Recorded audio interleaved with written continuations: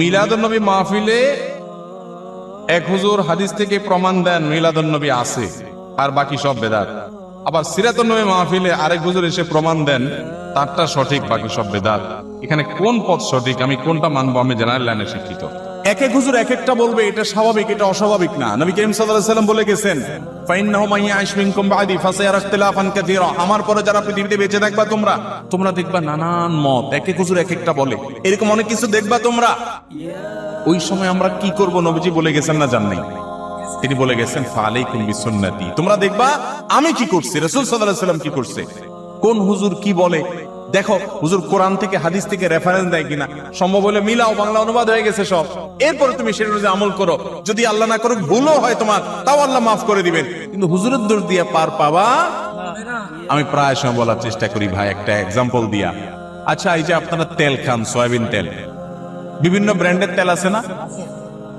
তীর আছে, রূপচান্দা আছে, বসুন্ধরা আছে, ফ্রেশ আছে, হ্যাঁ, পুষ্টি আছে, আর অনেকগুলো আছে না? কোনটা খাঁটি বলে? কোনটা বেশি খাঁটি? এটার কোনো উত্তর দেওয়া যাবে?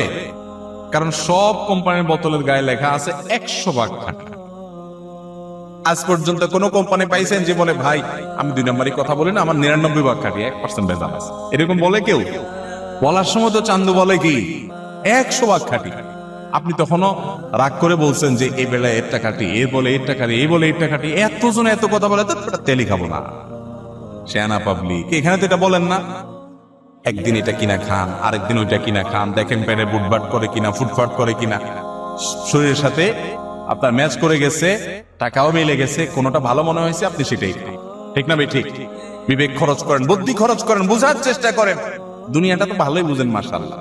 শুধু আখিরাতের বেলা আসলে, ইসলামের বেলা আসলে শুধু হুজুরদের গায়ের সব দোষ দিয়ে আপনি ফেরেশতা হয়ে যান। আমরা কোন দিক যাব? বাহ, আল্লাহ আপনাকে আকল বিবেক দিছে না, দেয় নাই? 7 সমুদ্র 13 নদী পার হইয়া নামটাও লিখতে পারে না, 1 2 3ও চিনে না, এই লোক সৌদি আরব চলে গেছে। আছে না নাই? পয়সার জন্য তো অনেক কিছু করতে পারেন। ইসলাম বোঝার জন্য কয় হুজুরের কাছে গেছেন, কয়টা কিতাব খুলছেন, কয়টা কোরআন খুলছেন, হুজুরের কাছ থেকে দলিল খুঁজছেন, ভালো করে 10 হুজুরের কথা শুনে কোনটা সঠিক মনে হয়, কোনটা নবীজির সাথে মিলে, কোরআনের সাথে মিলে, এটা একটু যাচাই করার চেষ্টা করি, একটু চেক করার চেষ্টা করি, ক্রস চেক করার চেষ্টা করি। কয় জায়গায় গেছেন?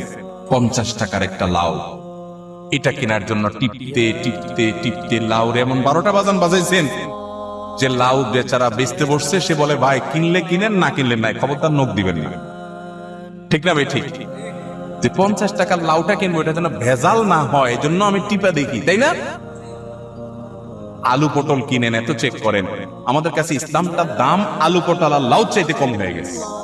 যে যাচাই করার দরকার, যাচাই বাছাই করার দরকার নাই, চেক করার দরকার নাই, চেক করার জন্য কষ্ট করতে রাজি না।